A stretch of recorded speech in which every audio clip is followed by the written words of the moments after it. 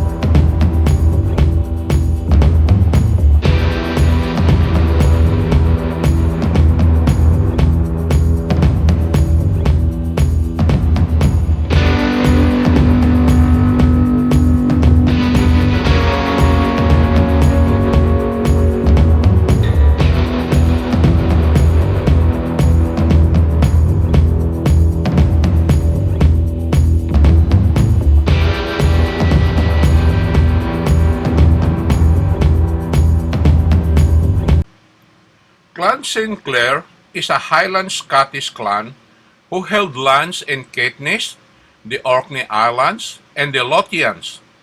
The chiefs of the clan were the Barons of Roslin, and later the Earls of Orkney and Earls of Caithness. The Sinclairs are believed to have come from Normandy to England during the Norman conquest of England, before arriving in Scotland in the 11th century. The Sinclairs supported the Scottish crown during the Scottish-Norwegian War and the Wars of Scottish Independence. The chiefs were originally Barons of Roslin, Midlothian and William Sinclair, first Earl of Caithness and Baron of Roslin, founded the famous Rosslyn Chapel in the 15th century. He split the family lands, disinheriting his eldest son from his first marriage, William the Wester, who later became the second Lord Sinclair, instead giving the lands of Caithness to the second son from his second marriage, William Sinclair, second Earl of Caithness, in 1476, and the lands at Roslin to his eldest son from his second marriage, Sir Oliver Sinclair. In the 16th century, the Sinclairs fought against England during the Anglo-Scottish Wars, and also feuded with their neighbors, the Clan Sutherland. During the Jacobite Rising of 1715, the Sinclairs supported the Jacobite cause, but during the Jacobite Rising of 1745, while the clan largely had Jacobite sympathies, their chief, the Earl of Caithness, supported the British-Hanoverian Government. The current chief is Malcolm Sinclair, 20th Earl of Caithness.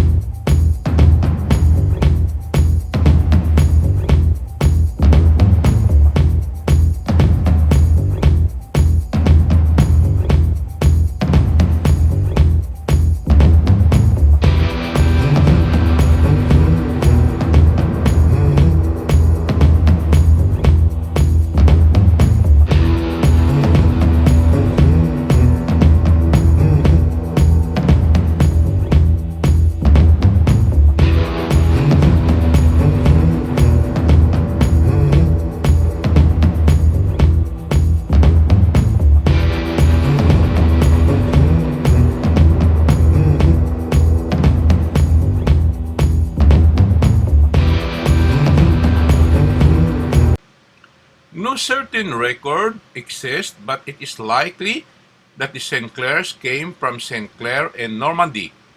The Sinclairs first went to England before they came to Scotland with William the Conqueror during his invasion of England. The name was originally Sinclair, which was a place name. Richard of Sinclair and Bretel of Sinclair are both mentioned in the Domesday Book.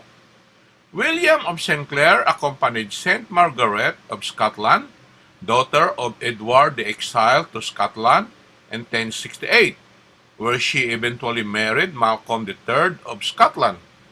In return for his efforts, the king supposedly granted Sinclair the barony of Roslin, Scotland, in a free heritage. One of the earliest recorded Sinclairs in Scotland was Henry of Sinclair, who obtained a charter for the lands of Hermanstone in Haddingtonshire in 1160. The chiefs of Clan Sutherland, the Earl of Caithness, descend from Sir William Sinclair, who was Sheriff of Edinburgh, and who was granted the barony of Roslin in 1280.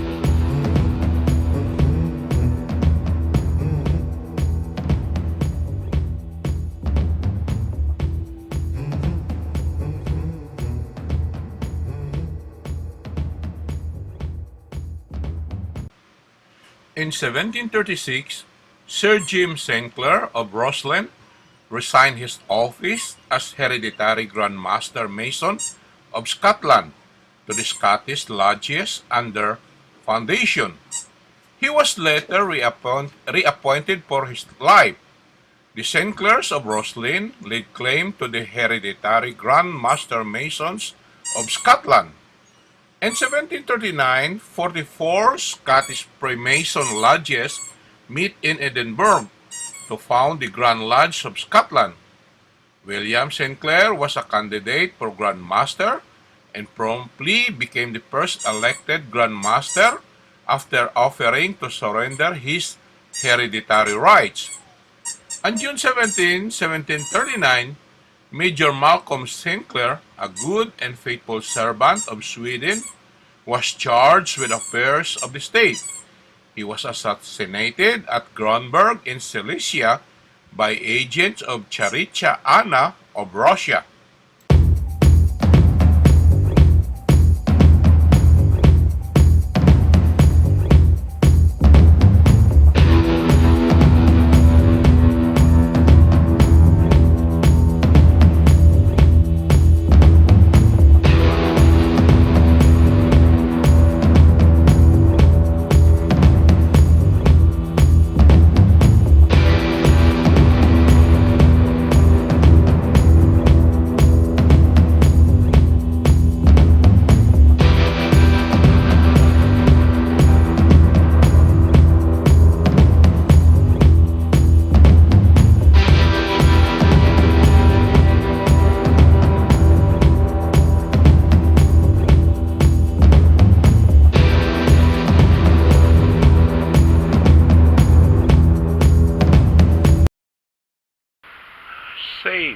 Safe at last from the doubter from storm, from strife, moment and the depths of Christ, unfathomed grave, with spirit of just, with dear ones lost and fame again. This strange and ineffable life is life eternal. Death has here no place, and they are welcome best who suffered most. From the sonnet.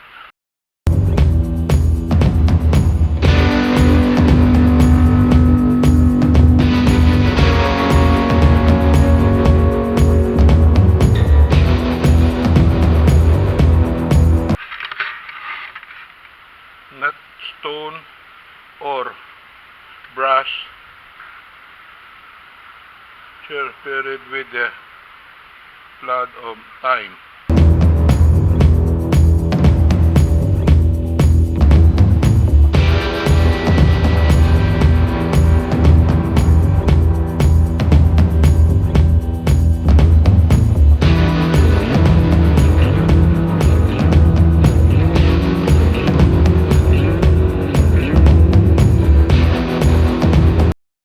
In memory of the Right Honorable Francis Robert Sinclair Erskine, Earl of Roslin, born March 13, and in memory of Blanche, widow of the Earl, or the wife.